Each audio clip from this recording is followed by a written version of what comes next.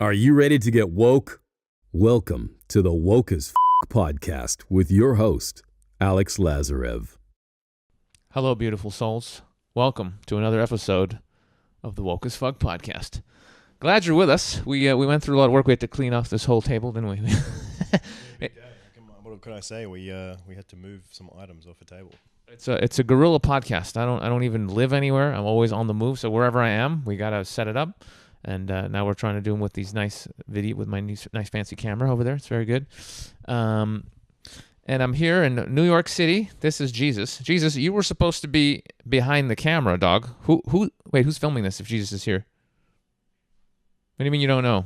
What do you mean you don't know? Oh, I see. I think Jesus, he's saying he just pushed the record button and it's all set up and he doesn't have to do anything until 28 minutes in, and then he has to go and push the button again. Is that right? Is that what you're saying? That's what he's saying. All right, I guess it's okay. So you keep your eye on the clock here, all right, Jesus? That's the most important thing.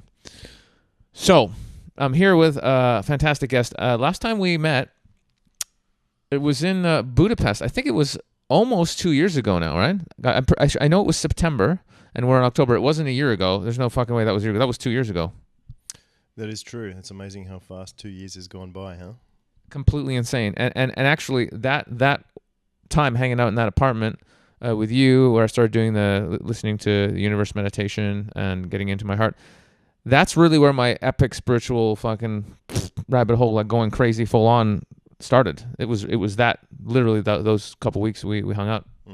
So there you go. I'll take responsibility for that, mate. Now I'm not gonna say it was him, but he was there, and we had some. But because I was going into it, we had some epic talks, and the podcast we did there, that was one of the best one. I mean, people love that podcast. I still, when I ask people like which one, they're just like that one with fucking Shae was epic, and it was really fucking good. It was total guerrilla. It was just like some shitty recorder in the corner, and we're trying to like get close to it, but it was great. So, and now we have this beautiful fancy microphone, and this is the first podcast we're doing with this mic, and I think in a way it's going to be good because we can't really talk over each other. Like one of us talks and then the other one talks, so I think it's going to work out well. What do you think? I think that's a good idea, Sasha. Yes. Yes. I think it'll work. I know it will still hear you even if I'm holding it. It'll still hear you, and if we're both yelling at each other, I can put it here. But I think if we want to have epic quality, this is the way to do it. Let's give it a shot. Let's give it a shot. Let's give it a shot. Let's give it a shot. So I guess, and people are wondering what the fuck, I'm going to put these glasses on you because the blue light kills my eyes. I'm so used to it not being in my face anymore. So like I can sit in it for a few minutes and then my eyes start to hurt and I have to put the glasses on. So I'll try and be with you for a minute. You can get your, then we'll both look like a-holes just sitting here with our glasses on. That's funny. So I have a problem because the world is too fucking bad for me, so I have to put my glasses on to be cool. You know what I'm saying? Because those are really cool glasses. Like brings down the levels of the bullshit in the world, so I feel cool. Those actually are really good. Yeah. I like them a lot. That's what I'm talking about. That's what I'm talking about, y'all. That's what I'm talking about, son. So I think we should just jump right in. Let's just jump right in. So I'm really excited right now because I feel like I've just exited like a spiritual rabbit hole, wormhole, suck hole. And the suck hole was good. That might sound like it was bad. It wasn't bad at all. But I was so caught up into just like the journey within, like who the fuck am I, the nature of reality, consciousness, loving myself, connecting with the divine, just exiting the normal human, like stuck in the matrix doing fucking things. Even though I've been kind of out of the matrix for a long time in terms of like regular shit, like work and what you're doing and all this, and realizing that what we're fed is a load of BS. But the spiritual level where you're actually connecting to source, you're connecting to the divine, you're merging with all that is. When you're recognizing that actually we're all one consciousness and this is just an illusion. That level for me has just been just fucking. It's like I don't have a choice. It's like I have to get enlightened. It's like some part of me is just like spiritual enlightenment or death. And then I keep having moments where I come out of it and I'm like, no, it's not about that. It's just about living your life. And then I just keep going. It's all good. And then it's like, no, I need to be enlightened. It's like I just have to read books about it and understand what it is and going through. And of course, it's a fucking paradox because the part of us that wants enlightenment is the part that dies when we reach enlightenment, which is the ego construct of the personality, which is not really real. So what happened to me was I went so deep into that with my business and my YouTube channel. I actually had my team run everything. I was like, you guys do what you got to do. Don't let the business fall apart. I got to do my thing. And so I would still make content and stuff, but I was really just so focusing on myself. I sort of let little parts of my life just kind of like, you know what I mean? I just kind of ignored stuff. And now I'm at a point where I've snapped out of that. And I've realized, I can't just be sitting there in fucking nature and blissed out and reading spiritual books all the time. That's great for phases, and it's gotten me to a certain level, and it's awesome. But actually, that has to be balanced out with actually going out there and living your purpose. Like, you cannot just be fucking in a cave meditating or reading fucking books. You can for a while. It's a great phase. It's awesome. Do it sometimes. Once in a while. Fuck off. Shut everything off. Go somewhere for a month or 2 or 3 or 6 or even a year if you need to, and spend time with yourself. But at the end of the day, having come out of that and getting really, really clear on who I am and what I want to do, now I'm so excited. I just feel this this absolute clarity of like, okay, this is what I'm here to do. I'm going to do it 100% authentically. I'm going to just be me 100% of the time, exactly the way I want to, without any fucking what's the word when you without any compromise, just I'm following my excitement all the time 100%. And fuck anyone who's not down with the program. I don't give a shit. You live your own program. I'm going to live my program. And that's where I'm at with everything, with what I'm going to be creating, content I'll be creating, my business. The way I live everything is really, that's it. And it's so abundantly clear. Like, this is who I am. This is what I want to do. This is what I'm here to do. This is what I'm here to create. And I'm super fucking stoked. I'm ridiculously stoked. So my point was, because that was a rant, is that before I hand the mic over to the man, is that it's great to go, and absolutely necessary, I think, to go into the spiritual, to those higher questions. Who am I? Why am I here? What is consciousness? What is God? All of this, and our connection with that divine power.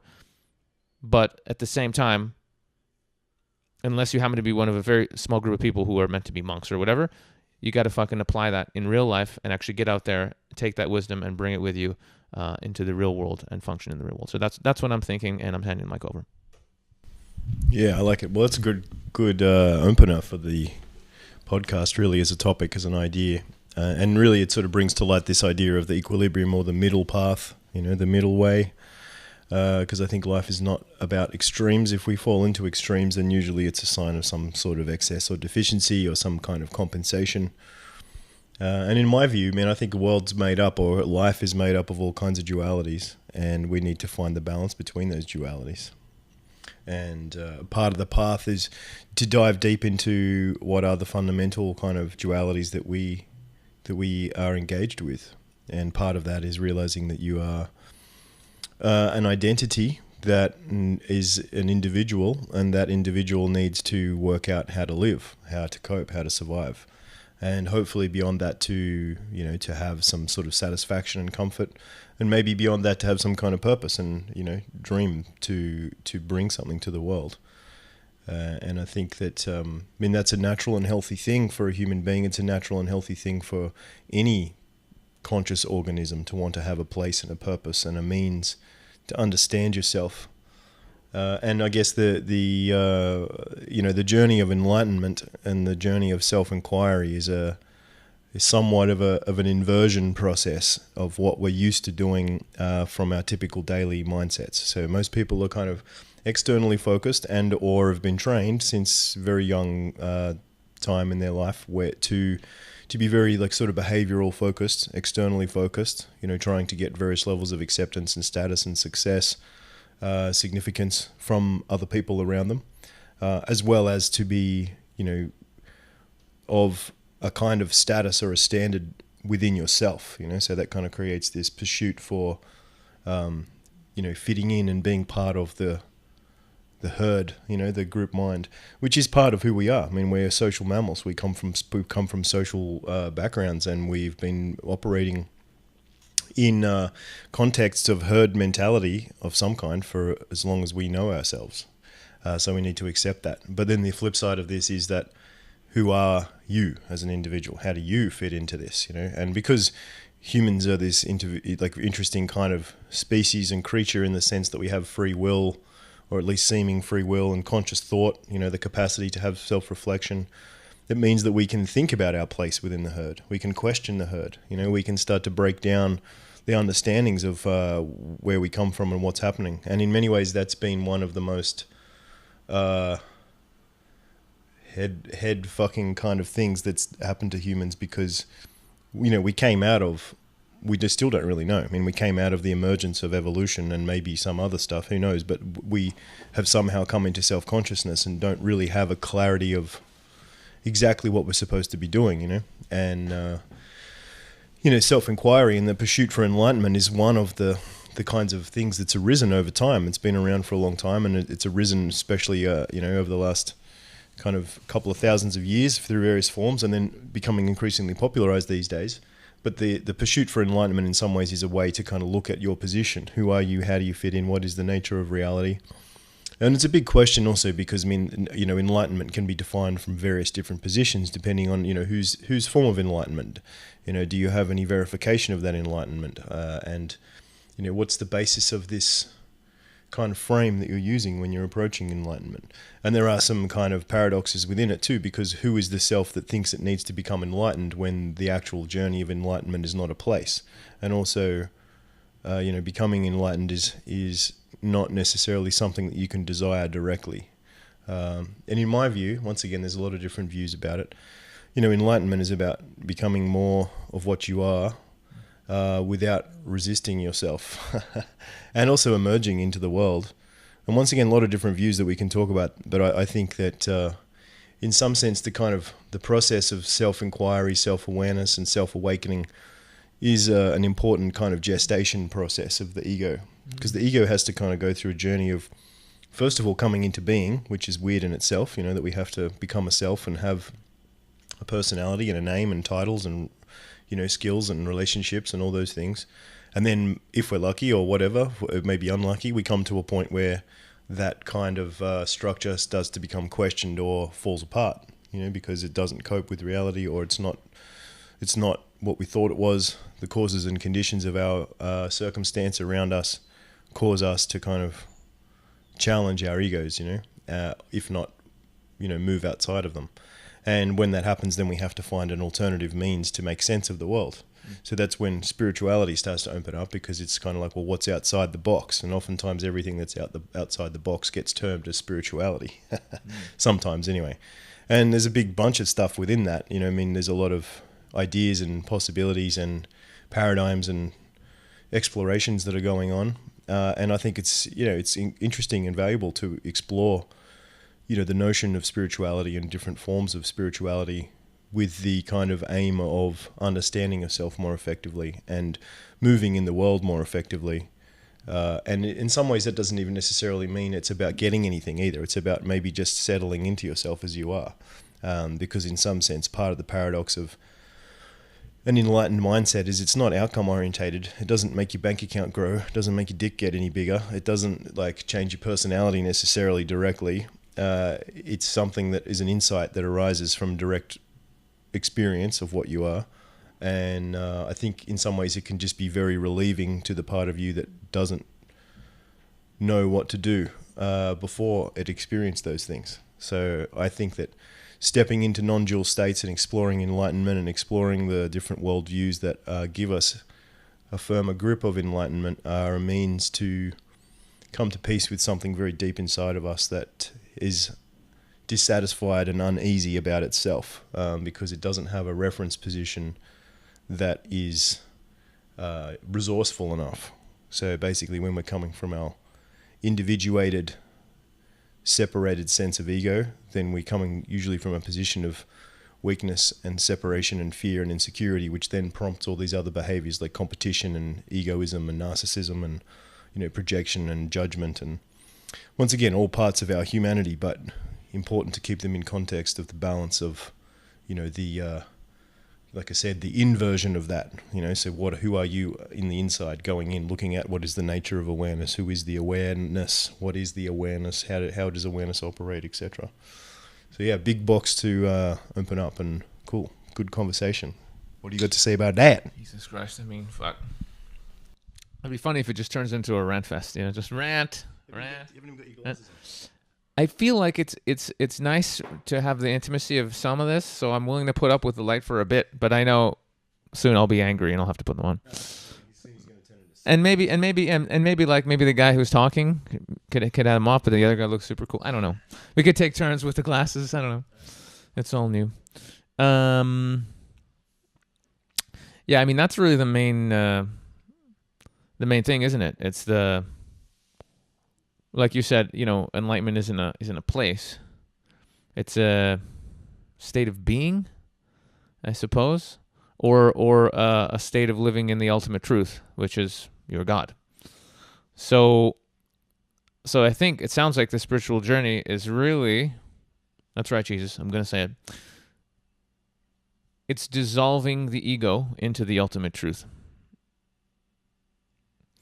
And it's not like you have to destroy it completely and kill the person that you are. And that is actually, I mean, that is, I believe, what enlightenment is.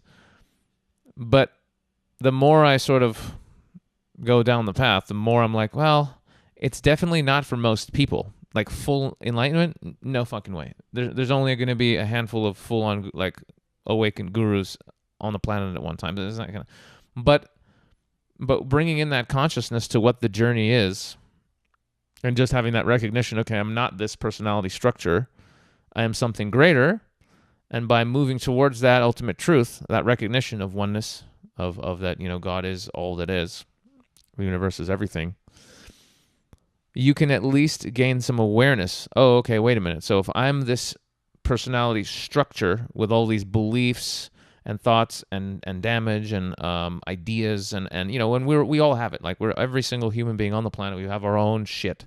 We have all these ideas and patterns that just, some good, some bad, that clump up together to make this person, right? But as soon as you recognize that's not, on the highest level, that is not you, that is not the self. The self is,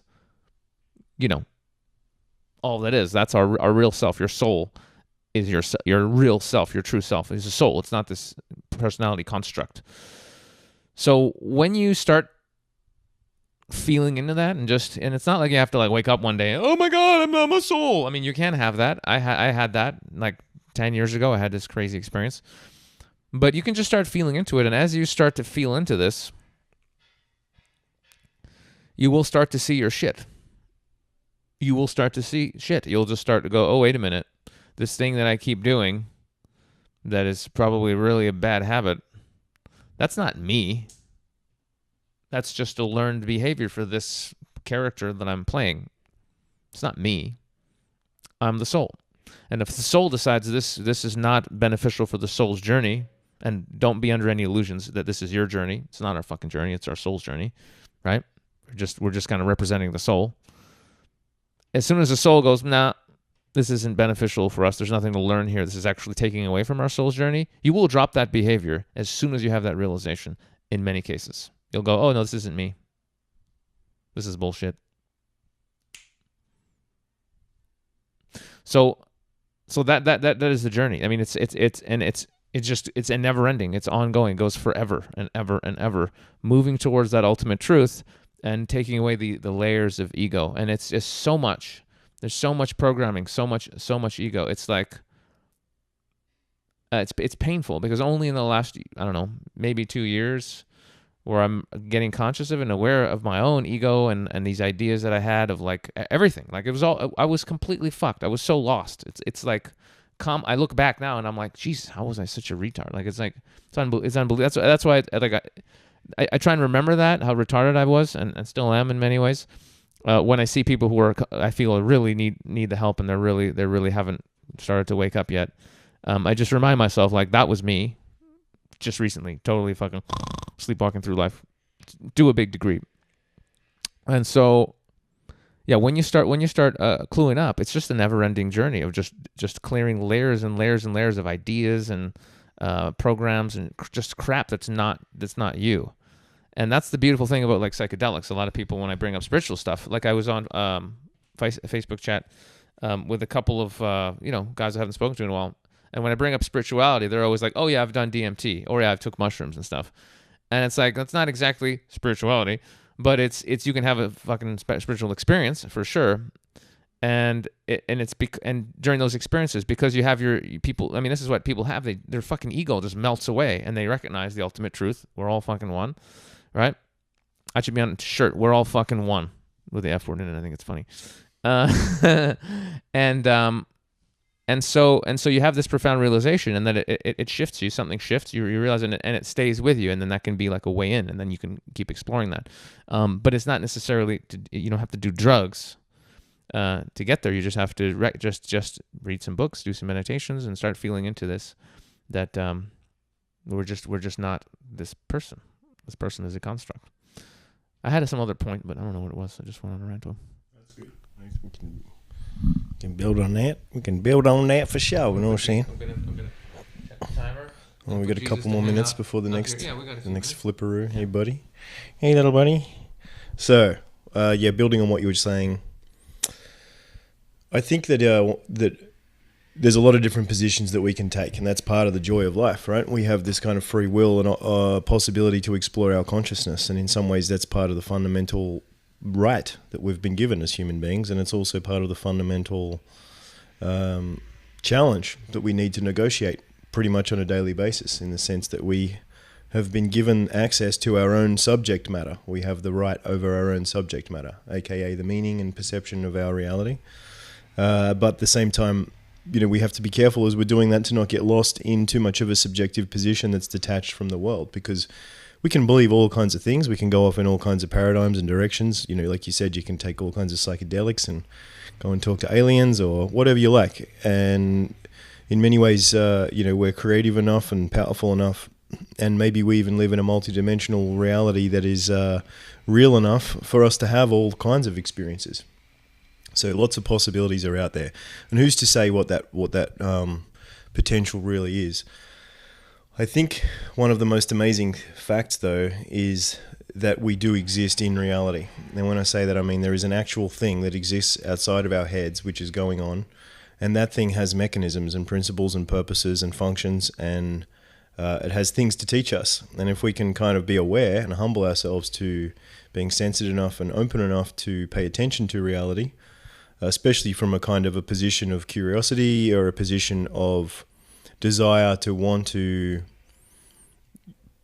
create something more valuable for yourself as well as others around you, or to at least to be part of something meaningful because you're alive. And that's an important thing to first of all really realize. And I think in some ways we live in somewhat dangerous times because there's so much density of distraction and influence and compulsion, fulfilling, convenience, that people often don't get a lot of time to just sit with themselves and be in the space of their own position of being. So I think that can be somewhat of a troubling thing. But the point is to be aware that you're in reality and there is a substructure to reality, and that substructure has principles and things that are useful to understand. And when you seek to understand those things, then you can start to change your position to a degree as well. And I think one of the positions that you can take is that of a mystic, in the sense that you are seeking the position to know the truth and to dissolve yourself into the truth and to experience the nature of truth directly, because you are a practitioner and a worshipper and a scientist and a journeyman into the mysteries of life. And I mean, you could use prayer, you can use meditation, you could use psychedelics, you could use isolation, you could use dieting, you could use all kinds of different mechanisms. You could use dance, you could use shaking, you could use hanging by your toenails upside down for a week. I mean, you could do a lot of different things that will help you to get into states of revelation and awakening and opening. And that's cool. I think it's important, and I think people should have access to those experiences in their lives.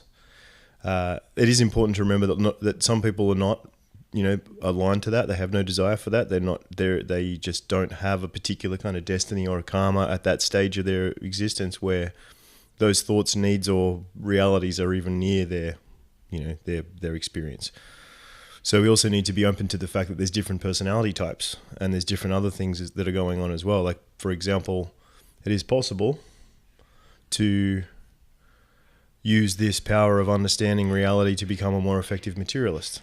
Now, I wouldn't necessarily say that's always a good thing, but it is possible. You can use the power of your will and your intention and your awareness to become more effective at achieving results or having influence over others, because you can understand systems and things that other people can't, because you've increased your awareness and your sensitivity and your resourcefulness to be able to have advantages and or get the things that you want in life. So that's another position that you can take, or you can actually, you can become more powerful from studying spiritual truths.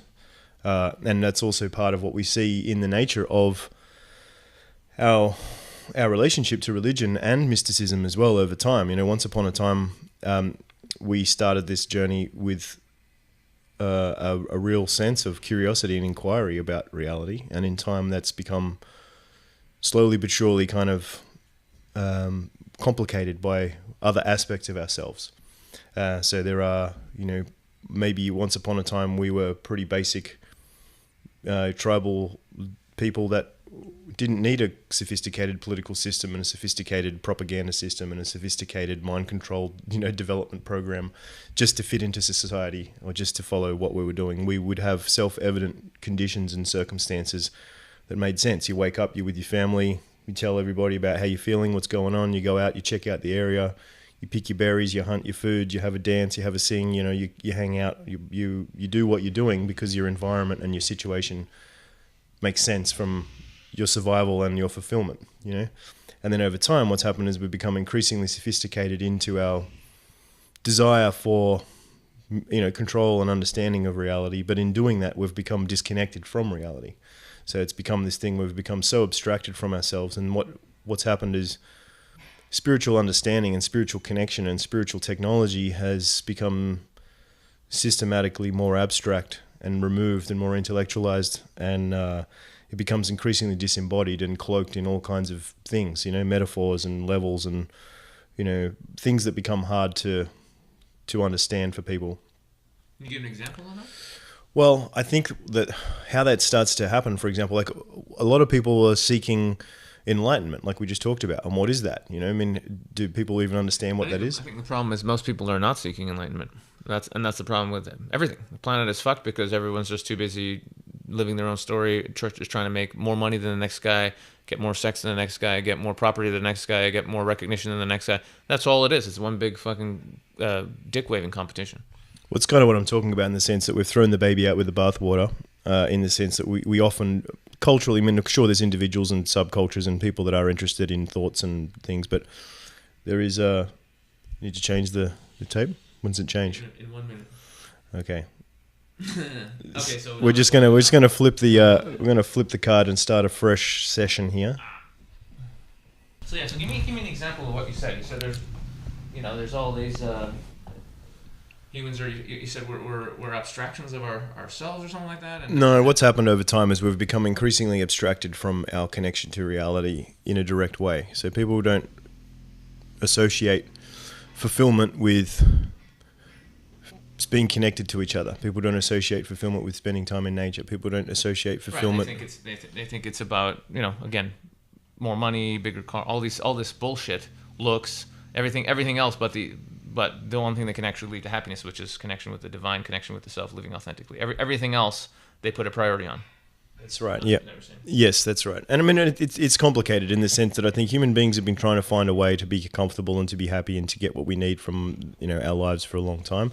And it's only very recent history that we've especially in the developed world, that we've kind of come out of a huge amount of struggle, and it was very difficult. And I think part of what I'm trying to express here is that there are polarities and dualities within the human search for freedom and for fulfillment. And part of that is that there is an aspect of our nature and an aspect of nature that is the opposite of that. So it's the part that wants to seek to keep us distracted, to keep us disconnected, to keep us away from what it is that is making us more whole.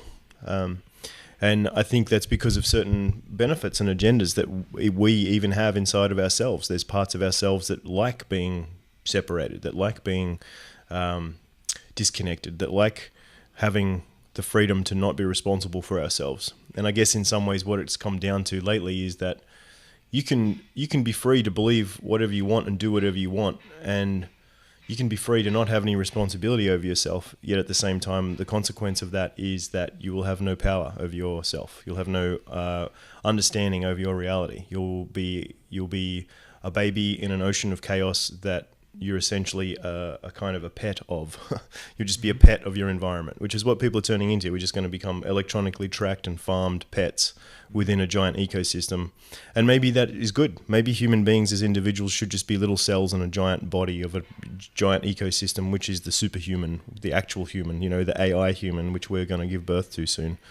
I don't know. But it's interesting from the perspective of an individual. I think it is kind of a good thing to have in mind that you are part of a whole, you're part of a system, and part of the overarching journey that you're on here is not just to stare at your navel and dissolve into infinity, because that doesn't necessarily serve a function, as much as to understand what you are, how you fit into the ecosystem, and what you can do to bring something of purpose to your context, and in some ways, on its simplest form, that can be just presence.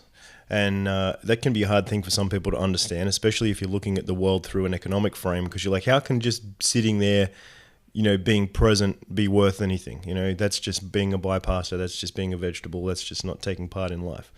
That's not necessarily true in the sense that being able to hold a healthy, balanced relationship with reality, and to be somebody that has actually developed a true, healthy perspective about themselves and the world around them, is performing a function of helping to stabilize reality for people around them. Because ideally, if they're actually being present, not just saying they're being present because they heard Eckhart Tolle say present once, they're actually practicing presence, which is embodiment, awareness, equalizing opposites inside themselves, making conscious decisions, being aware of choice points, just being aware of what they actually are. Then they can help other people around them. They can not be reactive to the world around them. And in some ways, that's good, because for every kind of aware person that's trying to bring goodness to the world and to be part of the system of life and part of the system of the human condition for the benefit of others, that's a good thing. It brings many positive ripples, as opposed to the opposite, which is people that are they're completely unconscious and just basically useful idiots for the shadow of life to make use of, or they actually have malevolent intent because they're frustrated or disappointed or feel misunderstood, or they don't have a context of understanding for themselves, so they've basically just become angry and bitter, and that becomes their purpose, that becomes their function. So yet again, from my I'm always pretty fascinated just to understand what's the fundamental kind of sub-reality, so that I can get a handle on what is the actual practices or /principles / foundations of what is, and then move from that place. So I think that that's the thing that people miss, and that's kind of what I'm talking about too, in the sense that people don't think about how to make conscious decisions about their destiny, really, because we're so reactive to the conditions around us. People don't think about their direct experience because they're so caught up in the past and the future. They don't think about what they wish to create and who they could become. They don't think about who they are outside of the context of waking up because the alarm clock went off, and that means they've got to be somebody they've got to be somewhere that they're not already, to perform a role that they don't really want to, but they have to because somebody told them that they had to, and they've got to run around in circles to basically just move random shit from one place to another, or just like send information from one place to another, and then repeat. That's it. That's kind of what people do. And how many people wake up on a daily basis and think like, hey, okay, I'm alive, I'm a creative being, I'm full of possibilities. What do I want to be today? What do I wish to create today? Who could I become today? Or also even just simply like, what is the nature of my healthy fundamental relationship with reality? So how can I establish myself into reality from a place of awareness? And once again, that might sound a bit, I don't know how that sounds, but it's about setting yourself up for the day so you can be a more effective operator, so you can be a more effective operator in life. And in many ways, I think this is about taking the tools of your own perception in your own hands, and then being a creator within your own context, so that you're not a victim of the other forces that can otherwise take you away from your potential. Yeah.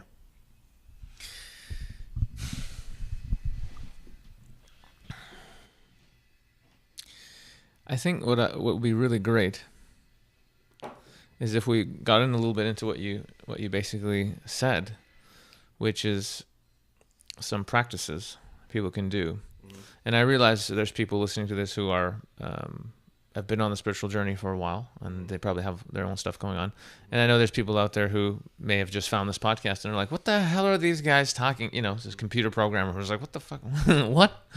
So I'd love to maybe go a little bit into what people can actually do practically on a daily basis. I know I've got my stuff that I do that just the difference between when I'm doing my practices and not is like I'm two different people. When I'm doing the practices, I'm grounded. I feel happy in the morning. I feel like I can accomplish anything. Things don't ever get really stressful. I don't worry about things. I just in a good state.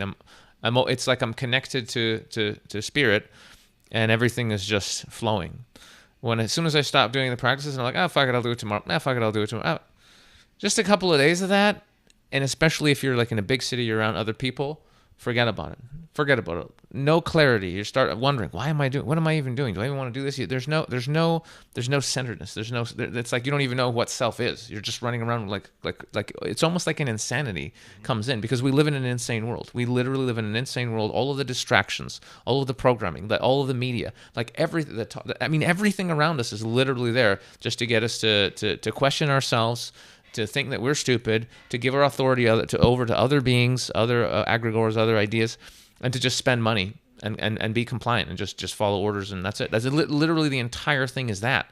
So if you don't have your own practices to center yourself and get clear on like, who am I? What am I doing here? What am I doing today? What is my purpose here? And connecting with the divine constantly, you will go insane. That's my thing, because I've felt it. I felt that insanity, and even now I still go into it. You know, if I follow to my stuff, I feel the insanity coming, and I go, whoa. I need to put on some monks chanting and burn some sage and breathe and connect with God and pray and take a few hours for myself, and then I'm like, okay, I'm okay. I remember who I am, and then I continue with my day. So before I even say anything else, I'd love to hear what throughout your life, what practices you've done that have grounded you and helped you the most in remembering of who you are. It's a good question. I think it's important to first of all put our finger on like what the cause of some of this stuff is, in the sense that one of the primary causes of the issues that we're dealing with in the modern context is a kind of disassociation, discombobulation. Discombobulation is a good word, but it's kind of like, basically people feeling like out of place, confused and uncertain about who they are, what they're doing, where they're going, and what to do with themselves. That's some form of existential crisis, really. That is a side effect of a lot of the postmodern kind of cultural systems and ideas that we're immersed in on a daily basis. So in some ways, the problems that we face these days is that there's too many options, too many choices, too many thoughts, too many possibilities, too many kinds of personalities that are being pushed in front of us all the time that we're supposed to be and have and experience. So that basically creates a kind of fragmentation inside of people, and it creates a confusion inside of people. And I think that's a big challenge. So first of all, recognize, okay, that's an aspect of what you're dealing with. And something to be aware of also is to recognize that these problems that we're talking about here are not political problems. These problems are not necessarily even psychological problems, even though they have aspects of psychology within them. So part of the human condition and the challenges that we face is psychological, part is political. But ultimately, we're dealing with our primary relationship with reality itself. So if we really want to deal with the problem of our dissatisfaction, of our disconnection, of our sense of dis-ease and psychosis that we have, both as individuals and as the collective humans that we are, then we need to come to terms with the position that we've been coming from. We need to come to terms with what's been given to us and how we've been taking it without questioning it. So it starts with starting to just question your position, really. And there's a couple of places you can come from with that. One of the typical places that people come from is suffering. So in some ways you could say one of the best ways to change your life is to recognize that you suffer. And if you're in a condition of suffering, congratulations, because embedded within the condition of your suffering is the seed of your own liberation, if you can just see it and start to work with it. So it starts with questioning your underlying assumptions and the processes of reality that you've been put into who made you who you are? How have you been giving your power away to different people and things? And who owns your choice? Who owns your sexuality? Who owns your time? And who owns your identity? You might find, if you haven't been paying attention, that a lot of parts of yourself, of your soul, if you will, belong to religions, or to your mum's worldview, or to your ex-girlfriend, or to some kind of affiliated group of political ideals, or to big brand names that you're in love with because they give you a sense of self. So all these things are parts of... so they're like entities, basically, or aspects of our reality that we're engaging with. So it opens up a big kind of thing of like, well, who are we then as well? Because if we really look at we're conscious beings interacting with the world of all kinds of triggers and things that are going on, but in many ways we're swimming around in information all the time, and that information has intentions and agendas, it's quite the reality. It's quite the challenge for us to look at that and to face that.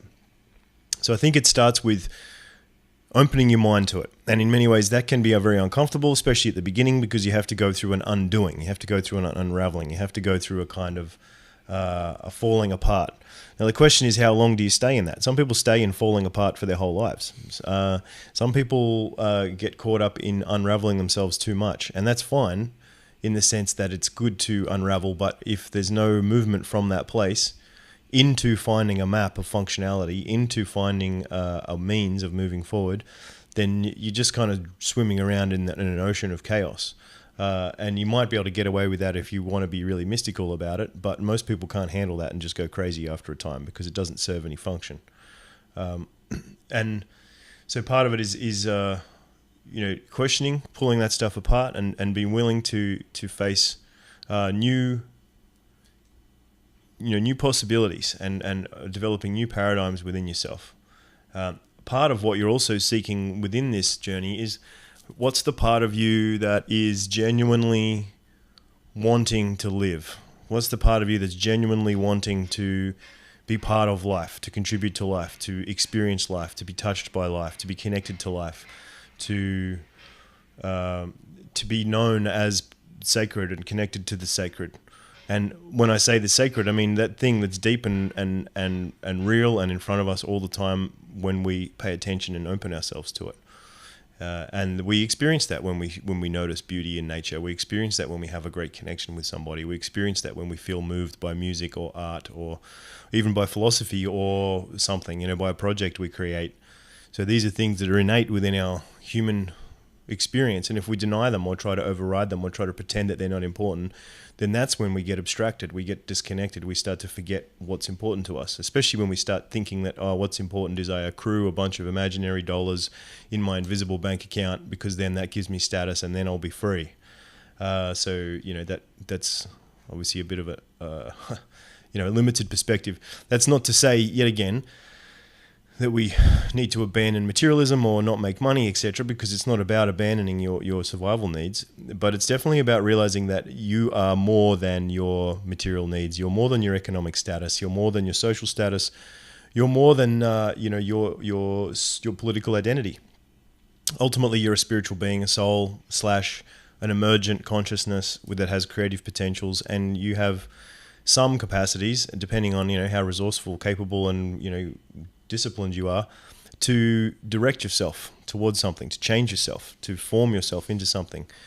Beginning meditations is self-awareness, meditation, right? So beginning practices, meditation, dropping into yourself, self-awareness, asking, who am I? What is the nature of self? Sitting with yourself, being aware of stillness. Prayer, starting to work with, your own conversation with the universe. It doesn't have to be to a deity.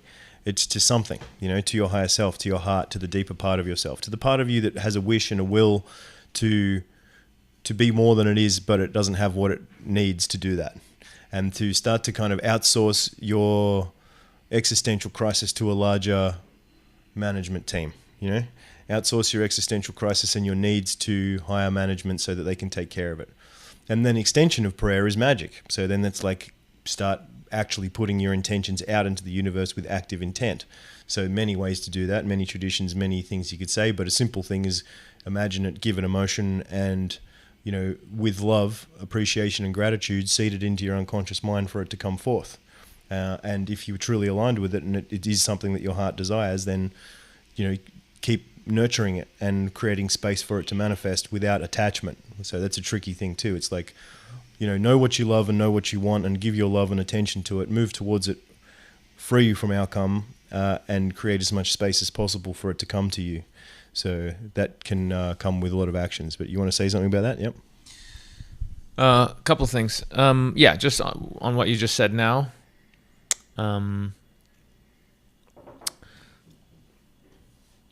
So important to be doing whatever you're doing whilst living your own truth.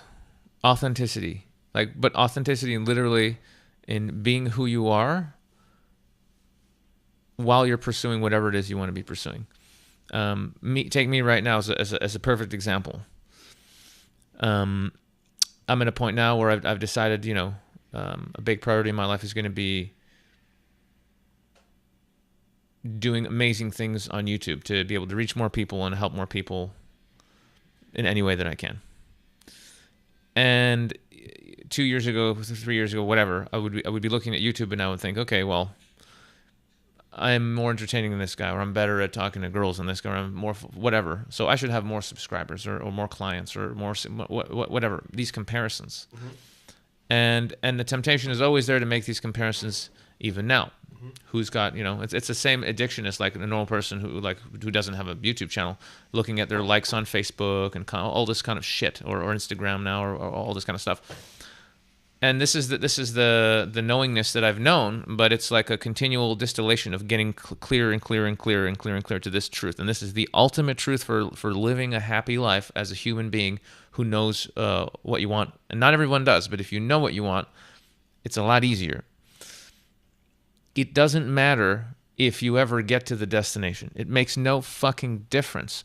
Even whatever destination you think that you have isn't actually probably what you want. It's probably not the best thing for you. And what you actually need and want is always going to come to you the way that it should from the universe by God's plan and by your higher soul's plan, not your fucking plan anyway. So as you're moving towards whatever it is, as long as you're every day enjoying every single moment, you're living the life that you want to live, and you feel a wholeness, you feel that you're contributing, and this is really what you're here to do. It doesn't matter how many subscribers I get, or how many fucking views I get, or how much money I make. It doesn't matter how many people listen to this podcast. It doesn't matter. What matters is that I am doing the podcast from the place of that I'm doing what I love, and I want to share, the stuff that I'm discussing with guests, and I want to spread consciousness and love and healing, all the things I want to talk about. The fact that I'm just doing what I love, that's the only thing that matters. Yeah, maybe this podcast one day will go fucking mega huge. Maybe spirituality will take off and people will be like, oh yeah, it's the fucking greatest spiritual podcast. Fucking millions of people listen to it. Maybe. Or maybe it'll be this little cult thing and it'll have a few thousand people who really, really like it, and I'll be doing it for years, and just the people who like it will like it, and it'll be great. It's fine either way because it's not up to me. We think we're totally in control. We're not fucking in control. We're in control of what we choose to do and believe, and what we choose to feel, and how we choose to act in this life. But actually, when it comes to where we're actually going and what's really going to happen, we're not in control. It can be very tough to actually realize that we're not actually in control. It's like a divine dichotomy. Yeah, you're in control of this. I can decide what I want to eat or not eat, or what job I want to do, or what video I want to make, or who my next podcast guest will be. Sure, I can decide those things, but even those thoughts are actually coming from where? Where are all those options coming from? Those ideas that I get. Is it me? Is this ego construct coming up with these brilliant ideas? This brain? No, it's not. It's coming from the divine. Everything's coming from the divine. And I'm just choosing. I want this. No, I want this. No, I want this. And depending on how aligned I am and how much I'm living my own truth, I will have access to greater ideas, greater inspiration, greater potential, right? So my point is, to bring my rant back to Shae's point, it's about living your truth in every single moment in what you're doing. And that's this word that's thrown around in spiritual communities, alignment. It's a really fucking important word. I want to put that out there. Alignment with what you're doing. What the fuck are you doing? And do you want to be doing it?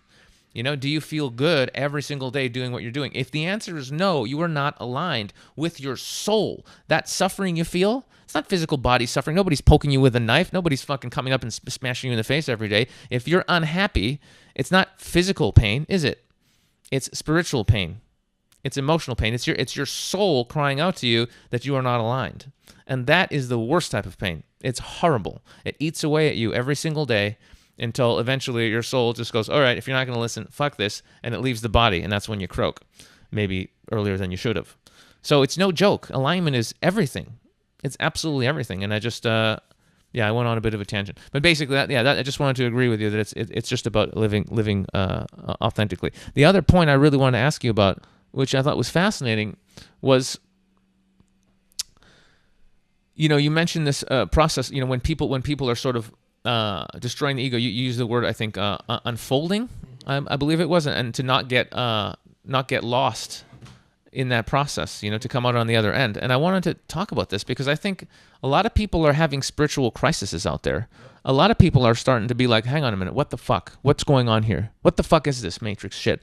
And so I wanted to just ask you, like, what are your thoughts on how do we make sure we come out on the other end? How, what can you think of an example maybe of somebody that in your life that they started and unraveling and they never finished and they just got caught up in it and now they're just basically fucked, stuck somewhere in limbo. Do you see what I'm saying? And because I feel like now I'm really starting to come out on the other side. I was in this really intense thing and it was great, and there were times where I'm like, but now I'm just coming out as like a whole being.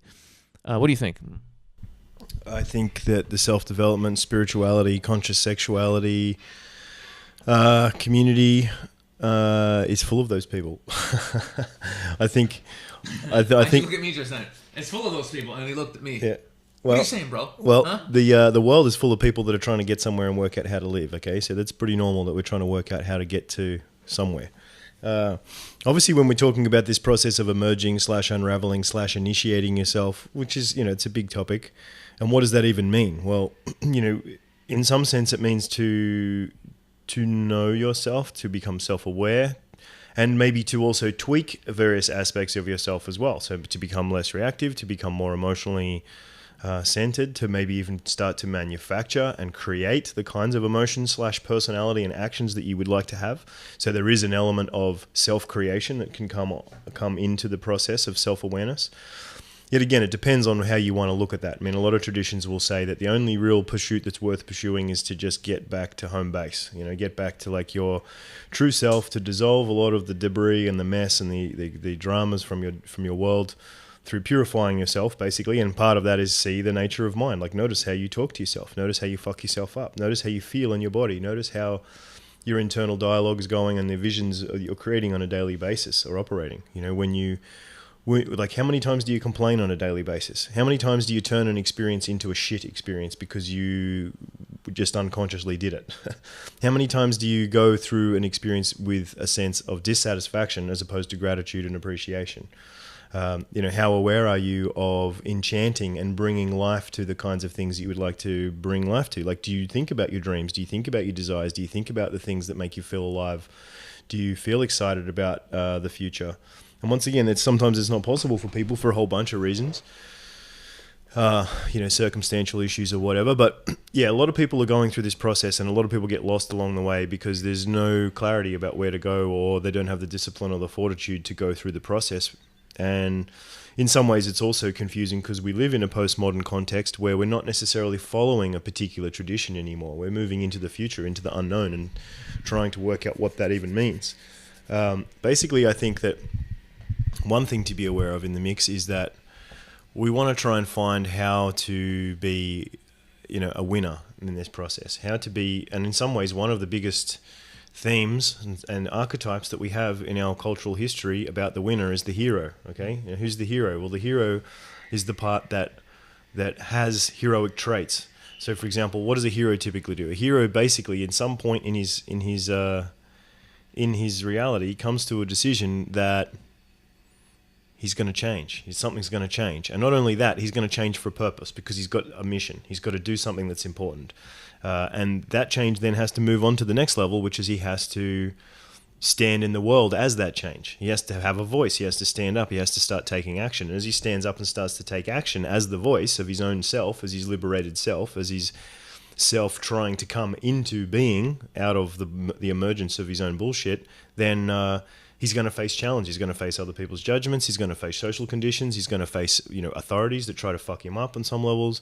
He's going to have restrictions. I mean, and in the modern context, that might mean, people think, he's making bad life decisions because he's not pursuing his career. It might mean that he can't get what he needs because he doesn't have the money that he needs to set up the business that he wants, or his technology's failing because he doesn't know how to have the skills to do the things he needs to do, so there's a whole range of things that we face. Okay, cool. Welcome to your apprenticeship. You got to deal with all that shit. You either got to find other people to outsource to help you to negotiate those challenges, or upskill yourself to be able to move through those challenges, or potentially change your aim if you really have to do something else that's either more within the scope of your potential, or maybe realize that you're going the wrong direction and circumstances are trying to show you that you need to realign yourself to a different possibility. Yeah, so part of this journey of being the hero is to stand up for what you want and to face the conditions of uncertainty and to be disciplined enough to keep coming back at it. And part of what I think makes that possible is a winning attitude, a love for what you do, and excuse me, a kind of a passion for a purpose. For me personally, when I was growing up, coming through a lot of existential issues and challenges, the thing that burnt very strongly inside me that gave me a second life was the understanding or the realization that whoever I thought I was, or whatever I thought the conditions of my reality were just a reflection of a set of underlying mechanics. And therefore, if I could understand what those underlying mechanics are, then I could change my reality, and I could help myself, and I could help other people. So then I very quickly started to understand that suffering is somewhat of a subjective choice, and limitations in your reality are somewhat of a subjective choice if you can just work out how to think in a way that most people don't. And it's not even necessarily even think, because then you start to go deeper down the rabbit hole and you realize it's about being a different way. Okay, so it starts on the superficial level of just thoughts and ideas. You read books, you look at stuff online, you watch YouTube things, you listen to podcasts, whatever. You get conscious ideas. That's good. You're building language. You're building tags and hooks and places to put concepts and ideas, and slowly but surely starting to map yourself out and see things that you didn't see before, because you're moving through life and you're having experiences, and you might even be having intuitive spiritual experiences already. You just don't have a container to understand them. You don't have a language. You don't have a means. So part of moving through this journey of the abyss of initiation without coming out the other side a mess or not at all is to have a map. And part of the map is to recognize we have a goal. And what's our goal? Well, our goal is wholeness. Our goal is home. Our goal, our holy goal. Our holy goal is wholeness. That should be on a shirt. Yeah, our holy goal is wholeness. But there's basically, and what does that mean? Well, it means whatever that kind of means for you as well, because it's kind of part of the beauty of the system in a way that it offers us an opportunity to create many different forms. And we don't have to be any particular thing. We're given somewhat of a free will to express ourselves within the system. Now, of course, the other thing is that we are within a domain of humans that compete with each other. We're in a domain of dominance hierarchies. We are in an economic domain, like whether people love it or not. I mean, everybody runs around chasing these invisible dollar signs as if there's something very important. And they are, in the sense that they are a means to provide exchange and culture and transformation and all kinds of cool stuff. But the danger is when we lose ourselves within that and think that's the highest meaning or purpose of our existence. So part of coming out the other side of this journey is to have a meaning and a purpose that's strong enough and has enough integrity within it to actually carry you through the journey. And in many ways, this is what it's all about. It's like saying to the universe, I want to know the truth. I want to wake up. I want to be everything that I can be. And the universe is like, okay, cool. Well, for you to do that, you're going to have to go on a journey of discovering everything that's not that. And as you're going through the journey of discovering everything that's not that, then if you're smart, you're going to pay attention to everything that is that, and you're going to keep on collecting it and holding on to it and paying as much attention to it as possible, because you're going to need it, because it's going to fucking suck. As everything starts falling away and transforming and changing, you're going to need to get more focused on what's actually important to you. So part of where I think it's very difficult for people to move on a spiritual path to begin with is that they're coming out of a limited paradigm to begin with, like in the sense that they have suffering or they have uncertain conditions, and then for whatever reason they decide to pursue a spiritual path. And that might mean they start to believe in energy or spirits, or they start to work with some form of intention or manifestation or some kind of like more new agey mental kind of concept or something. So they're using different frames, they're using different belief systems and maybe different techniques and tools, maybe even law of attraction, whatever. Now, as you're starting to employ these new mindsets that might be very different from the way your previous identity was operating, like AKA your ego, coming from like limited self and separation and insecurity and fear and trauma and stuff, as you start to move your mind into these more, spiritual concepts, if you want to call it that, then your reality goes into a very fragile state for a period of time. It goes into a position where it's not really formed in a strong way because you don't have a lot of positive reference experiences or evidence to back up what it is that you're doing. It's just more of a kind of an intuitive notion that you're trying to move towards and trying to understand. And you have to be careful because if you share that with people who are not in a position of spiritual alignment, or they're not in a position of self-awareness and abundance, then they won't understand what you're doing, and they'll have a judgment of that's weird or that's dumb, or they might not even consciously think that. They might be like, oh wow, that's really interesting, but unconsciously they're thinking, yeah, that's a fucking dumb idea, I would never do that. And in that unconscious kind of moment, there can actually be a transference of a kind of a curse or a thought form or a limitation, or at least a bit of self-doubt that kind of gets projected onto somebody's worldview. And yet again, if you don't have a lot of evidence or a lot of power or a lot of security in your worldview, then it's better to not particularly give much away at first. Do your practices, get confident, feel comfortable inside yourself. Definitely try to seek to find other people around you that can support you, aka people that have similar thoughts, feelings, attitudes, dreams, desires, values, and they will give you, yet again, a bit more of a supporting field of consensus. It's like you start to hang out in a family of people that have a similar kind of vibe or attitude. And that can definitely be a big boost. But yet again, even be careful with that. Like, you don't want to get into like competition or negativity. And also be aware that one of the things that fucks most people up when it comes to self-development and spirituality is they start moving from a point of limitation. They realize that there is such a thing as spirituality. They realize that they can start to disassemble their ego and change things. And then they just go into a massive ego inflation. So basically they form a secondary ego that is very spiritual and knows all the things, and then they start telling everybody how to control their lives. They start falling into the illusion that I do that. So people do that, once again, not pointing fingers at anybody, but I've seen that a lot in medicine communities. I've seen that a lot in conscious sexuality communities. I've seen it, because people, yet again, they come from a position where they felt basically self-doubt and insecure and insignificance, and now all of a sudden they're moving towards, wow, I've got all these superpowers and skills and cool shit, and I can help everybody. And there's a really positive intention underneath it. But I think it's somewhat of a... Sometimes it's just boosting up people's egos, right, and they don't even realize it. Right. Yeah. So it's a kind of there's a mirage in the early stages of spiritual development that we need to be aware of, and that mirage is that we can move from unconsciousness into conscious understanding of our unconsciousness, and as we become consciously aware of our unconsciousness, we can think that we are a master. So what starts to happen, for example, somebody reads a couple of Eckhart Tolle books and all of a sudden they can tell you all about presence because, they've heard it and they know it, they kind of get the notion of it. But the problem that they're actually falling into is that then you're just falling into another layer of mind that is a subtler level of mind. And if you're not careful, it can get its hooks in, and then people start to really fight for their spiritual egos, or they get really offended about stuff.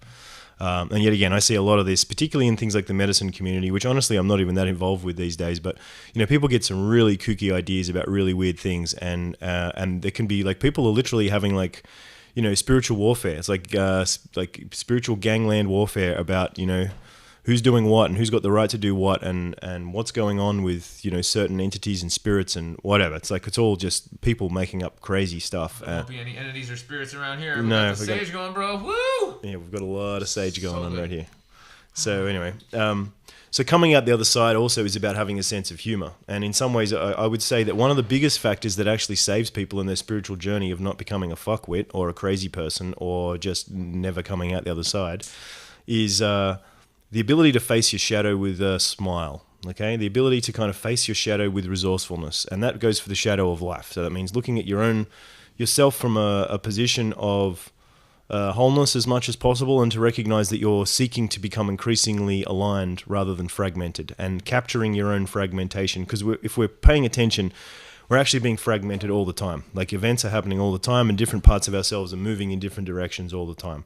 And if we don't have a central kind of home base to organize and understand how all those different selves and positions are kind of coming back to one place, then we just get slowly but surely kind of scattered and lost and have parts of ourselves all over the joint until we can't really operate. So that's why we need a purpose, and that's not necessarily a religious purpose or, some kind of like, righteous kind of purpose, but it definitely needs to be a purpose that is in alignment with your evolutionary potential.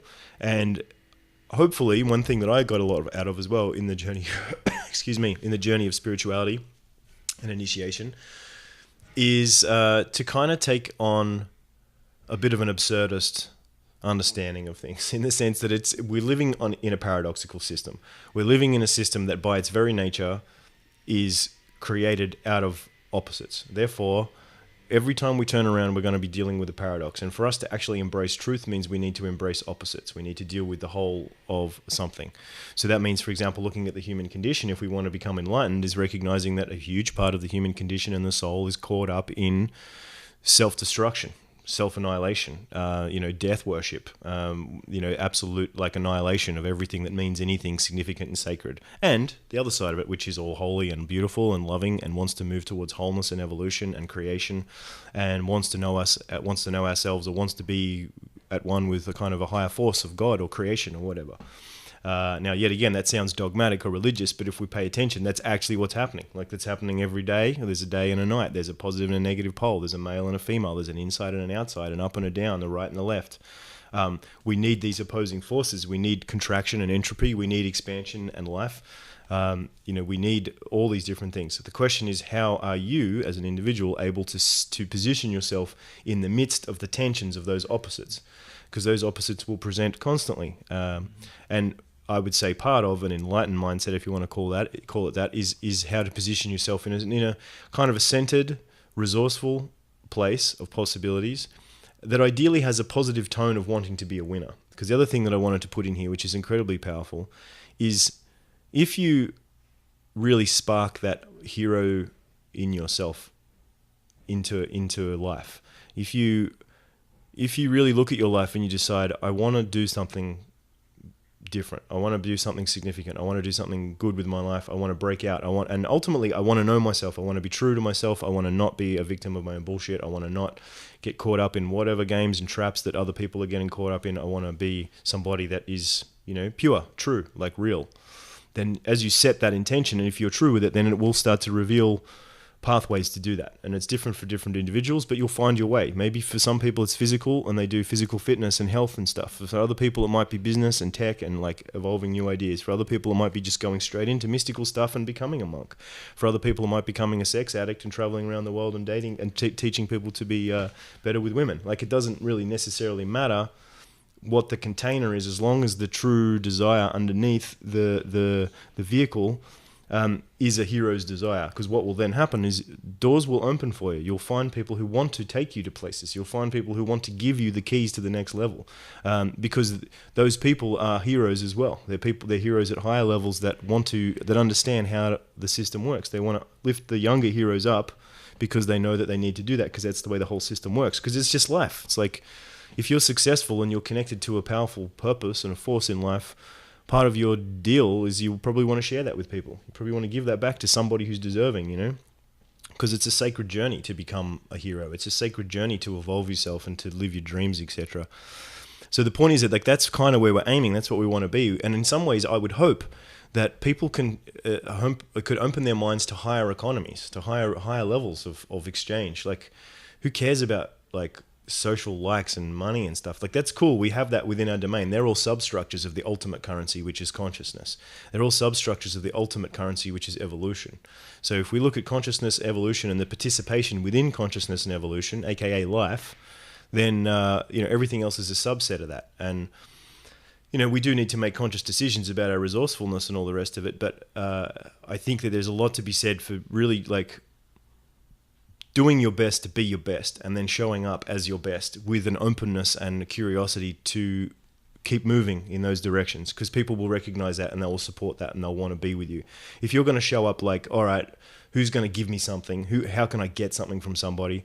Or how can I, learn the tools so I can become famous and powerful and get what I want? So then I'm cool and I'll be significant. You're coming at it from the wrong angle. It'll only last so long, and it'll probably fall on its face because that is an entropic kind of energy as well. It's not contributing to the larger process. So I think yet again I'm rambling here, but it's like these are all factors that contribute to the successful ability to cross the abyss of your own initiation. So definitely recognizing you need a map, recognizing you need a sense of humor and a higher purpose, recognizing you need to face your own shadow and go into your unconscious and work with that stuff, recognizing that you need to humble yourself to that process, and in many ways also find mentors and teachers and other complementary people, so friends, allies, even people that you can teach something as well, so you're bringing them up and helping them. These are all parts of the process. And ultimately, also to put that into some final piece is to stay honest with yourself. Like, are you bullshitting yourself? Because you might be bullshitting yourself. It's really easy to bullshit yourself. It's really easy to get caught up in a game of distractions. And yet again, don't be hard on yourself if you catch yourself bullshitting yourself, because you're probably going to do it a lot. And yet again, every time you catch yourself, like, that's great. That's actually a really big win for your conscious evolution. It's a really big win to start to capture the nature of the ego at work and how it sets up kind of distortions in your perception that keep you in certain holding patterns or limitations or certain focuses of projection, etc.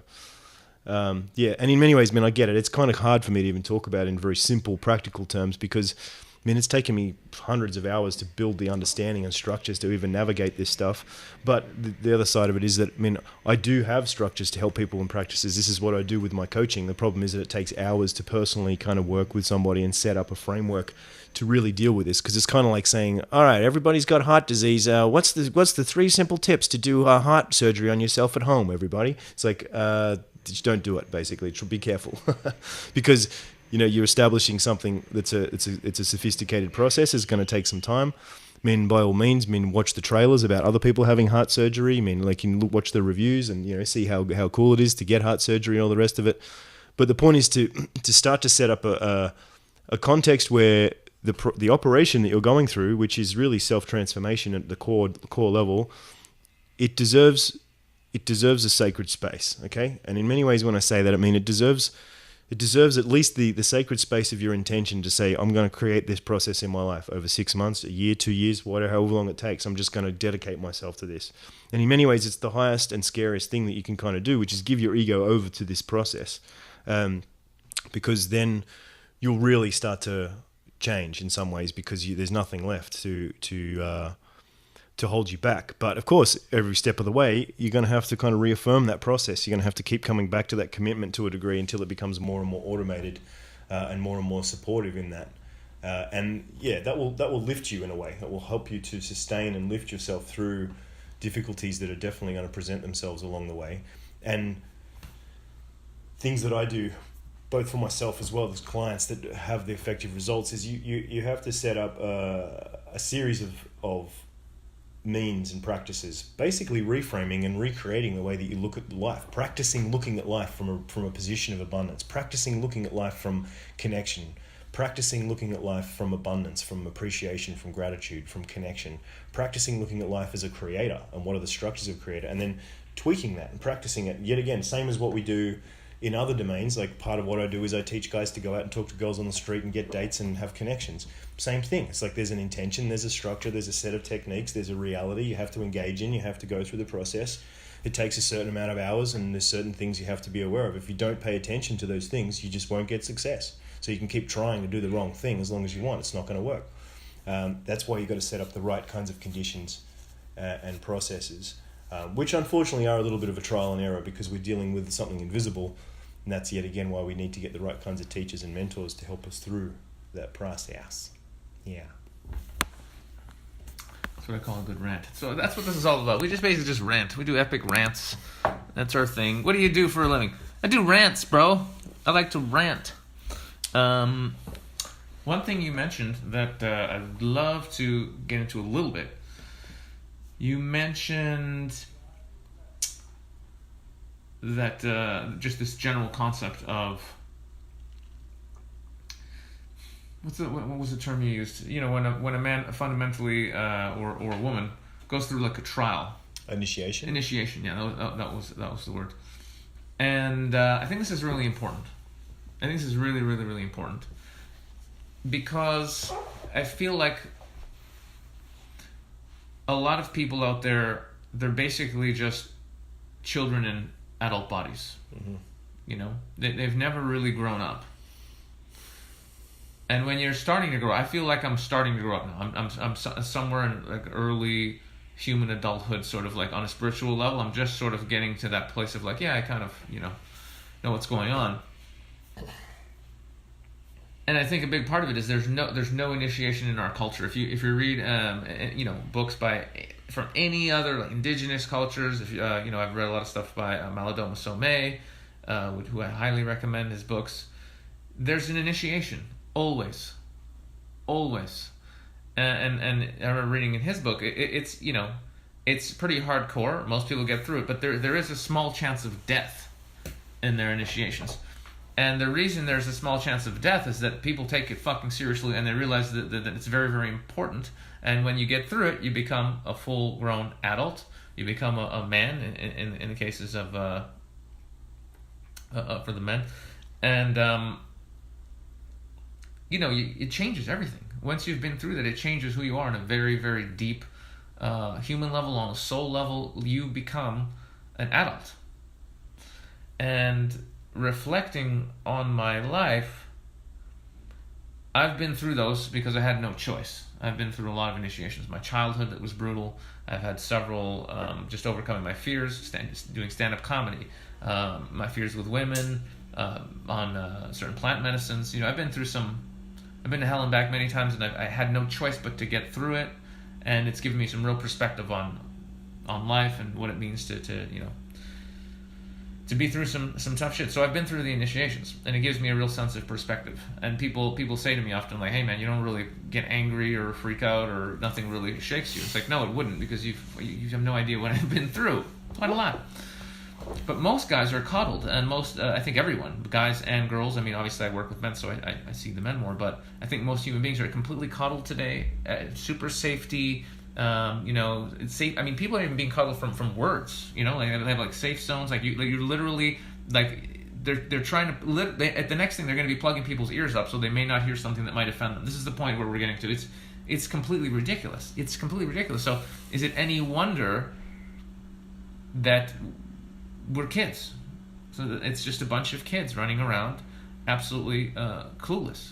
They haven't been through an initiation. So I would say, if you feel that in your life, that you really haven't been through hardship, you're just kind of in this place where you're just like, oh, things are okay, but you're not really going anywhere, whatever. Well, you need to find your own initiation. You really, like, you create that for yourself, and it can be anything. But to create like a trial for yourself and get through it. I don't mean a trial like a court and a judge. You're guilty of being naughty. That's not what I meant. A trial, something really, really difficult. It can be anything. It can be some really prolonged fast, or it can be sticking to some kind of regimen that's quite difficult. It can be going and actually doing some kind of crazy survival course. It can be running a marathon that's really brutal. Something where you're like, wow, this is going to take every little bit of who I am, and endurance and guts to get through this, but I can get through it, and I will get through it. And you get through that shit, it will change you on a deep, deep, deep level. And I think this is really part of what the problem here is, that we don't have any initiation going on. What do you think of that? I think it's true. I think it's real. I think there's a number of reasons for that. I think it's partly because society's had an aim, or the human species has had an aim to become increasingly unified and peaceful in a way. So in some ways we've kind of had to abandon a lot of our old traditions along the way to seeking a new kind of traditional culture together. So that's part of the sacrifice that we're kind of making for a global initiation that we're going through right now. Yep. So I mean, that's a challenge.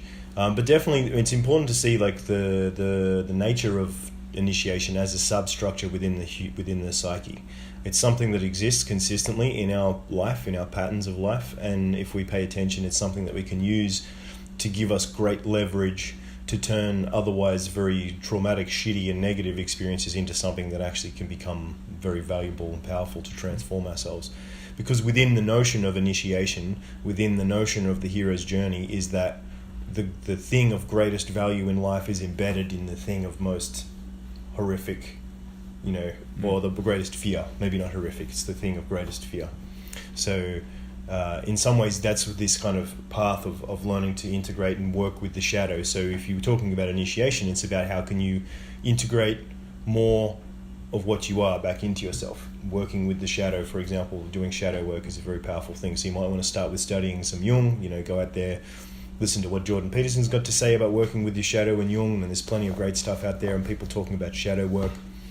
But the purpose is to become somebody that's an active participant in your own initiation. And ultimately, initiation, there's a lot of things you could say about that as well. But things that come to mind for me, for example, if you look at Western traditions, Western spiritual traditions, they often have an underlying tone of man as divine. And the underlying kind of presupposition of man as divine is that if you initiate yourself into that which you are, which is a divine man, then you will be able to manifest heaven on earth.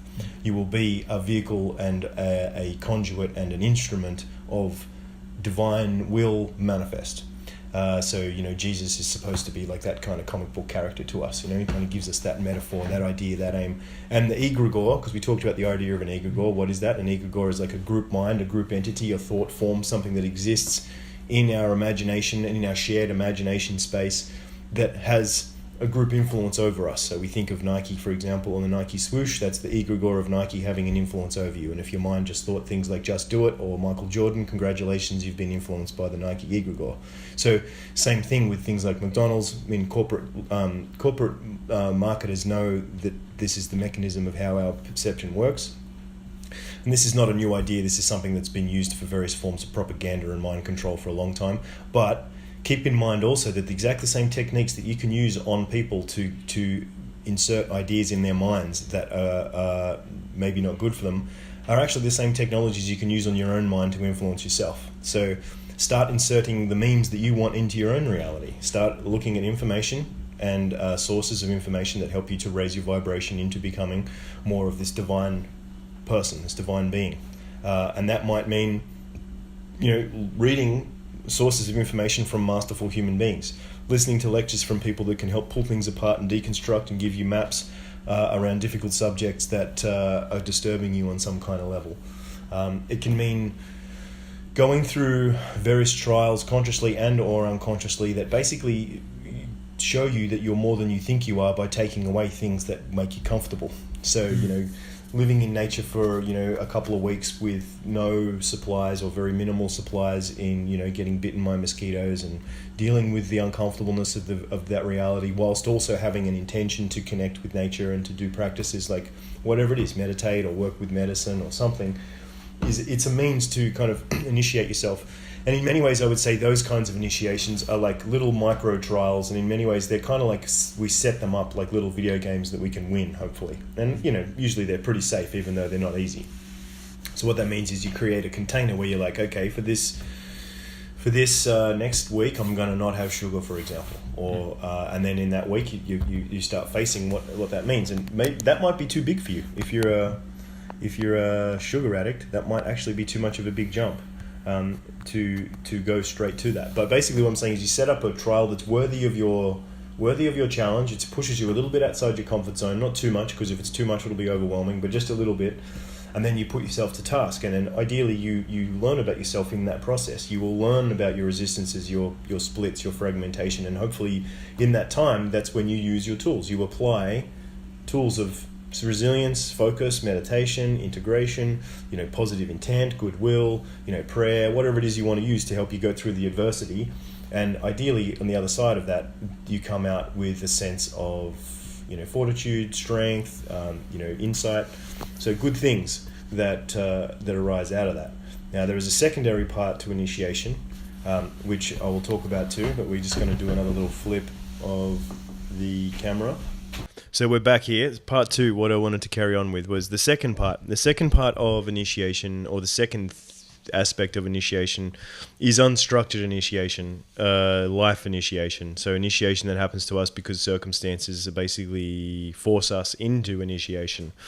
And it's important to look at what is initiation. Okay, so in some ways, initiation is the opening from one stage to another, the movement from one identity into another to be initiated into a kind of a society or a position or a role or responsibility, or to be initiated into a process, to be initiated into a direction, to be initiated into a journey. That's the kind of idea of what initiation is. And what that means in terms of your life is that sometimes circumstances, conditions, maybe you get a health problem, maybe you have breakdown in a relationship, maybe your career changes, maybe there's a natural disaster, maybe there's a war, who knows? There could be things happening around you that cause your levels of comfort and predictability to be severely compromised and or taken away. And in that time, then you have to find a new way forward. And that process of finding a new way forward to cope, to be strong, to be able to deal with the situation and hopefully come out the other side as a more evolved or healthier person, or at least a more sophisticated and capable person, that's what the initiation kind of journey is all about. And the scary thing about life initiation is it has no end. It has no structure. So in some ways, I think part of the purpose of creating little micro challenges for yourself and also understanding the structure of traditional initiation is that when you look at those things, then it gives you a lot of sense. It gives you a lot of of a map to then deal with your life initiation, your unknown, unstructured, more chaotic and more dangerous initiation. Because the other side is the life initiation. Like, you can die in your life initiation. Happens. You could die of a heart attack. You could get hit by a car. Well, we're all going to die. You're all going to die eventually. So nobody gets out alive. Ultimately, it's just a matter of when and how hard you want to go and what you're going to do and what kinds of things are you going to be seeking to encounter. And some of those are conscious, some of those are not conscious. But nonetheless, the structure of initiation is very important, very powerful, and something that will give you a lot of peace and maybe even inspiration to move through challenging circumstances and conditions. So just be aware that initiation is something that life throws at us from time to time. And most people, when they get challenged by life in some kind of way, they either become, materialists that are trying to or hedonists that are just trying to be comfortable and deny the fact that they even need to be responsible for themselves, or they become some kind of transcendentalists where they're seeking to run away or to run into some kind of higher dimension or something that's not in this world, and therefore both of those positions are actually denying the truth of what you are, which is alive here and now and needing to take responsibility for yourself, both as a spiritual being as well as a material being, and to sit in the middle of that. And I think that's real initiation. It's how to be an effective human being across as many of the domains of your experience as possible in a way that is healthy for you at the stage that you're at. And that will change. You will change. You'll go into deeper initiations. You'll have other challenges. You'll have other difficulties that come up from time to time. And hopefully you'll get stronger and more capable of doing those things as you move through. Keep in mind also that there are phases and times. I mean, you might be much stronger and more energetic and more capable of doing a lot of this stuff when you're in your 20s and your 30s. You're probably not going to want to be doing hardcore spiritual initiations when you're in your 40s, 50s, and 60s. Hopefully you've already done it by then, or you've done a lot of that work. So like Sasha said, you get to a point where you're just generally more chill because you've processed a lot of this stuff, You've worked through a lot of your psychosis. You've worked through a lot of your challenges and traumas and difficulties. You've worked through a lot of your triggers that tend to pull you into being attached to your thoughts and your feelings, things that pull you into trances, that pull you into limited states of mind and beliefs and identities. And you just become increasingly more of an aware and choice-filled, non-violent, more cooperative, more creative, more spontaneous, more connected kind of person. So that's the kind of aim, I would say. And of course, we can flavor that with lots of other things along the way. So if you have a particular desire for sex and connection and women, then you can do that. You can sprinkle that through your initiation, and that can be part of the vehicle of what you're doing. If you have a desire for sacred places and locations and studying archaic systems of spirituality because you want to go and connect with something that's obscure and interesting and helps you learn about yourself, you can sprinkle that through your initiation if that's what you want. If you want to, have a family and settle down and then be in a position where you become somebody that's really providing a space for, a family to exist and for children to come into the world and for you to be, a dad or whatever, if that's really what you want to do, you can sprinkle that through your initiation. You can do whatever you want, really. That's the kind of beauty of it. But just remember that there is an underlying kind of structure that needs to be that needs to be worked with, in the sense that if you try and deny how initiation is taking place inside your life, then you'll just kind of miss it. Really, you won't get an opportunity to really make the most of it. And it's often very common with people that they're not paying attention to what is actually going on underneath their life, and as a result of that, they feel, like I was saying before, disconnected, confused, misunderstood. So part of what the initiation ideally is trying to heal inside of people, in the sense of an initiation into your truth, an initiation into yourself, an initiation into self-realization, what people are trying to come to terms with is the dis-ease that they feel with the world, the dis-ease that they feel with themselves and their connection with source. That's ultimately what we're trying to remedy and sort out with life's great initiation, in my opinion. Yeah, well said. It's like it's not just, well, it's the fact that people are sleepwalking through life, so they may not even be aware that the crappy stuff that's happening to them is part of an initiation, right? They haven't. It's just like, oh, life's like, I meet people all the time like, oh yeah, life sucks, everything's shit. I'm like, really? Like, what are you talking about? They're like, oh yeah, just these bad things keep happening to me over and over again. I'm like, okay, and why do you think that's happening? Because life sucks. So you think it's all just random and there's nothing, it's just, life randomly just hates you, right? The universe just hates your guts and everything sucks, right? Okay. That's a tough frame to get out of. If you really believe that, wow. I mean, shit. I don't know where to start. So, but yes, so it's like what you're talking about is basically bringing in consciousness and awareness into our lives. And when shit starts to go funny, pay attention. Why is it happening? How many times has someone lost their job and they think it's the worst thing, but then they end up getting the job they always wanted. And then they're like, oh my God, if I only had, thank God I lost that job. I'd be stuck there still. What a shit show. And many other such stories like this. There's even that famous story. What's that one? I'm completely paraphrasing, but when I heard it was great. Basically about the guy lives in some Chinese village, and he you know the one, right? You tell the one. I haven't said in so many years. You remember the one? Yeah. All right, so there once was a man who was a farmer, and he had a buffalo as he cropped his fields. You're just doing a Chinese voice. That's just not even funny. I was trying to be like wise and like mystical. Straight up racism. All right, I'll say it like a fucking Australian then. Australian. There was this fucking cunt, and he was on his farm, right? And he was farming his bloody kangaroos, and he had his cattle dog, and his cattle dog disappeared, and the neighbour came over and said, "Shit, mate, your cattle dog's gone. That's pretty fucking bad luck, hey?" And the farmer said, "Yeah, maybe. We'll see what happens, eh?" And then the next day, the cattle dog comes back with another cattle dog, and now he's got 2 cattle dogs. So he can do half the work. It's good. He can do the work in twice as much. Half the time he's getting benefits. So that your neighbour comes back, he says, "Geez, mate, you're doing all right. You got 2 cattle dogs there. That's pretty lucky." The farmer says, "Yeah, well, we'll see. Who knows?" Then he's hanging out with his son because he needed help with his son because they're doing so much work now. They got 2 cattle dogs, and his son falls over, and what's he do? He twists his ankle, and he can't walk anymore. So he's no good to his dad. He can't do the work. The neighbour comes over and says, "Geez, look, well, your son's done a number on his bloody ankle, hasn't he? Now, what are you going to do about that? That's pretty unlucky." The farmer said, "We'll see." And it just so happened the next day that, the army turns up and they're looking for all the young fellas because they want to take them all off to war. But luckily, this farmer's son's got a broken foot, so he can't go to war. So he gets saved from the horrors of the war. And the farmer, yet again, is on the side of good luck. And the neighbour comes back and says, "Geez, you're pretty lucky, mate, because your son didn't get to go to war." And sure enough, the farmer says, "We'll see." So that's the attitude. Yeah, I had a different version of the story, but same principle. So yeah, it's all about just being aware, sitting with it, and really asking yourself, okay, why is this happening? I have so many examples of this.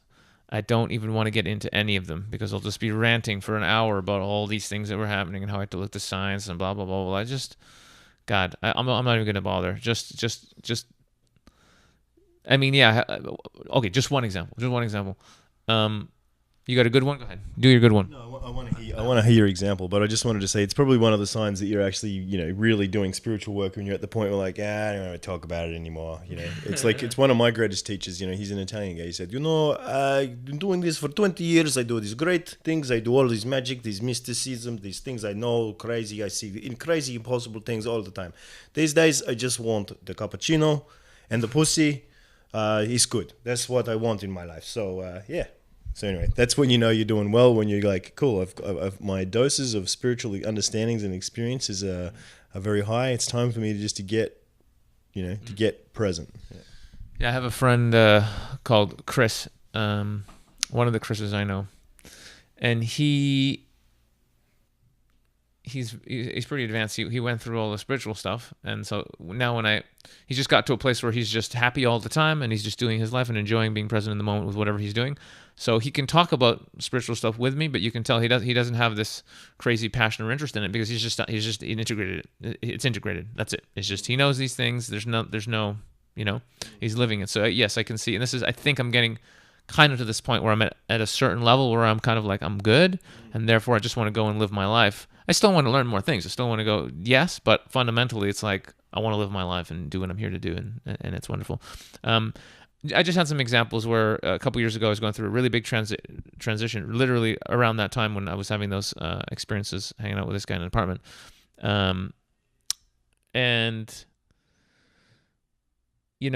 I just kept losing, like things just kept being, the universe just kept taking things away from me. And at first, like I was a bit grumpy, but I knew there was a reason. So I was like, all right. And then I realized what it was. And then it was like, okay, I got it. And then it stopped happening. So for example, in a very short space of time, I got my RV towed.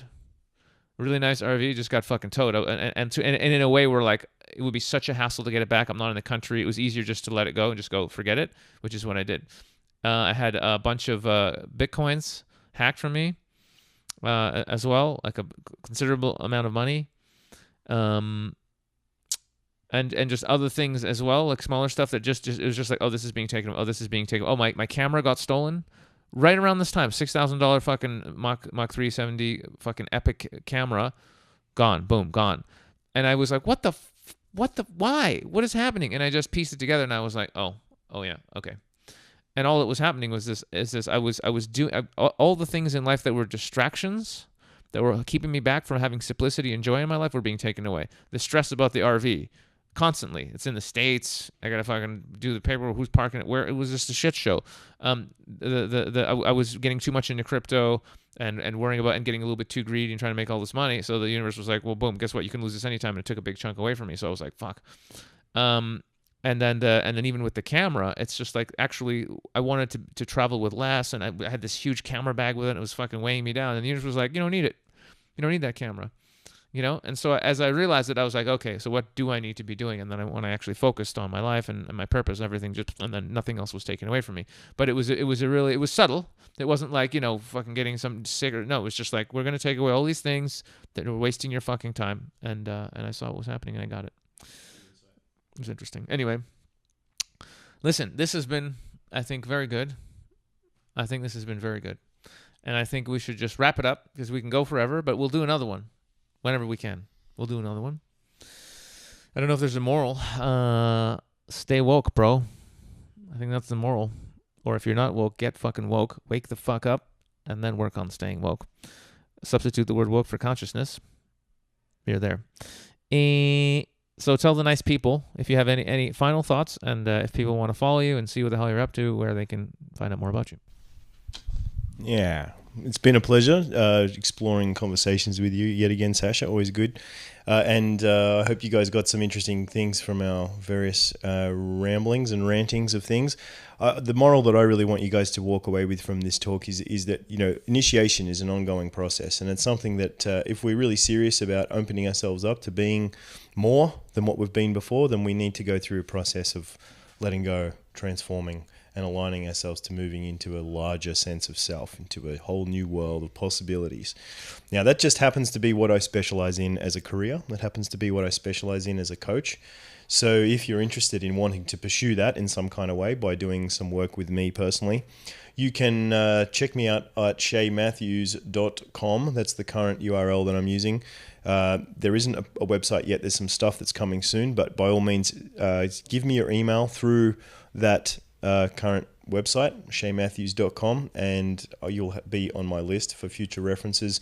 If you really have a need to get in contact with me personally because there's something you want to do very soon, you can contact me through Shae at thenaturallifestyles.com. So Shae at thenaturallifestyles.com. And if you didn't already know, I'm also a coach at The Natural Lifestyles. So you can check out thenaturallifestyles.com.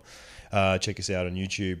Make sure you subscribe. Do all the things you're supposed to do to stay connected to this man. You can check me out in future. I also have a YouTube channel which is called Liberated Man. And I'm also on YouTube as the Inner Game Shae Man. So there you go. All the social links in the world that you need. And I hope to hear you guys, see you guys, listen to you guys, something you guys. I hope to have you guys on the other end of my audience in future as I'm producing more cool stuff. So yet again, thank you, Sasha, for your awesomeness and great opportunity to hang out in New York and have a good rant about life. Mucho love to you all. See you next time.